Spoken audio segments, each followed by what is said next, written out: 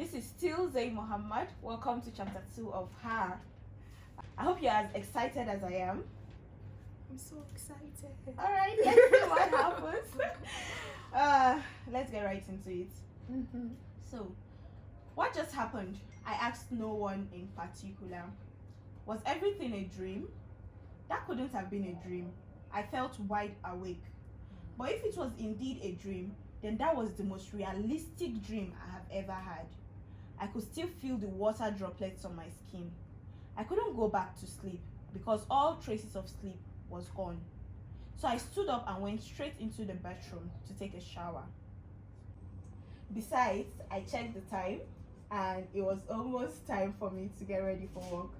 I thought working would take my mind off that weird dream, but it didn't. Ziha, why are you still here? Haven't you heard about the urgent meeting in the conference room? Lara, a co-worker, addressed me. Lara was the only person I usually have a conversation with. The rest of the workers must think of me as proud, since I mostly replied to most of their questions with a smile. Lara didn't seem to have a problem with that. It's not like I didn't want to socialize with them. It's just that I tend to get uncomfortable around unfamiliar people. I only started working here 5 months ago. I know that's long enough to make friends, but in my case, it wasn't. Coming right away, I replied to Lara, trailing behind her. The room was already filled with workers, the manager, and the CEO. But there were 3 available seats at the back of the room. Lara sat on one of the seats. I took the seat next to hers, leaving the remaining seats empty beside me. Good morning, ladies and gentlemen. The CEO's voice boomed around the room as he spoke. The conqueror, the champion. The lion is here. There were murmurs of reply. The overall population of workers were about 45.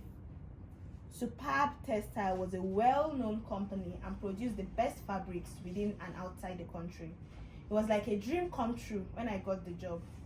Although I worked in the administrative block and rarely visited the industrial block so far, the experience has been wonderful.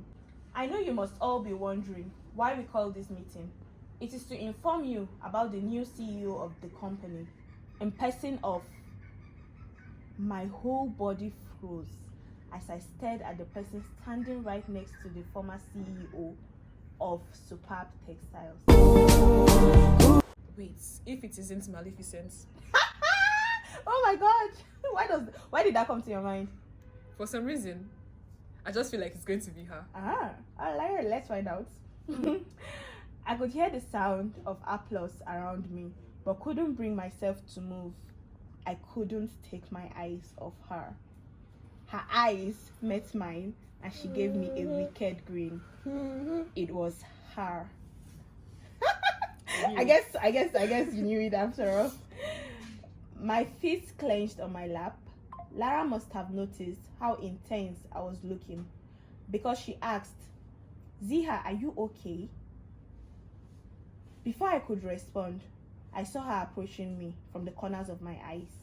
She was wearing a dark purple gown that stopped at her ankle.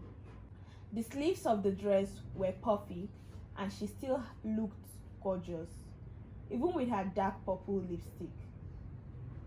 Did you notice something? Main character syndrome. Right there. Did you notice something about the lipstick, the dress? The last time it was a black dress, black lipstick. Main character syndrome. And this time, blue, purple and purple lipstick. Alright, so, is she the new CEO? I barely whispered. Who? What are you talking about? The new CEO is a he. Lara replied. Confusion etched on her face. I looked up to find a man in his mid-30s shaking hands with the former CEO. Then who is she? Who is who? Lara asked, getting even more confused. I looked around in search of her, but it was like she disappeared into thin air. I saw her. She was here. I murmured to myself. Me to the money that I spent. Where are you? No, that's funny. Where are you? Where did you go? Where did you go? Alright. Ziha, are you sure you are okay? Lara asked again. I coughed slightly to ease my tense emotions. I am fine. Lara took that as a cue to leave me alone, since it didn't look like I was going to tell her what was going on with me. Looking for me? I felt some whispering close to my ears. The fine hairs on my skin stood up. Goosebumps appeared immediately, and I began to shiver in fear. I couldn't bring myself to look at her. Instead, I grabbed I grabbed Lara's arm and held it tightly. Ziha, what's going on? You are beginning to scare me. Obviously. Everybody's attention was now on us. I closed my eyes tightly, hoping to find out it was all in my imaginations when I opened them. What is that commotion over there? I heard the manager's voice ask. I opened my eyes and dared to look beside me. She was still there with this perfect smile. Ziha has been behaving weirdly since we got here, Lara admitted. Ziha, is everything okay?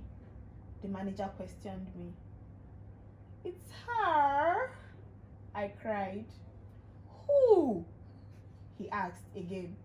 I looked at my side where she was sitting with her legs crossed and a grin on her face. Their eyes followed mine, but seemed like they could not see her. They all had that puzzled expressions on their faces. Some had a look that said, this girl must be crazy. If I was the only person seeing her, does that mean I am actually crazy? Has she gone mad? Must be mad. She don't color. Alright, so I decided to avoid getting myself embarrassed. I was not going to allow her make me look like a crazy person. As you should. I'm sorry, I think I have a fever. Can I take the rest of the day off? I apologized to the manager. Of course, a high fever does that sometimes. Take all the rest you need. I have a daughter that suffered from high... I did not allow him to finish what he was saying as I stood up and dashed out of the room. Because I want to call you crazy. Alright, that's the end of the second chapter. Why are you telling me about your daughter that has a high fever when I'm trying to... He was trying to make you feel better about yourself, make Zai feel better about herself. So, anyway, let's just say he failed terribly at that. Alright, so what do you think about chapter 2? So I feel like chapter 2 is intriguing. Things are starting to get interesting. And Because it's starting to seem as if, Maleficent is in a strong part of Ziha's hyper imagination. Because yes, it was a dream and suddenly she's there, but no one else is seeing her. my point Only exactly. Ziha. She's now an imaginary friend at this point. But is she truly a friend? Well, would you call her an imaginary friend? I do not know, but we'll find out. Find out in the other chapters. Alright, thank you so much for reading chapter 2 with me. I can't wait to move to the next chapter.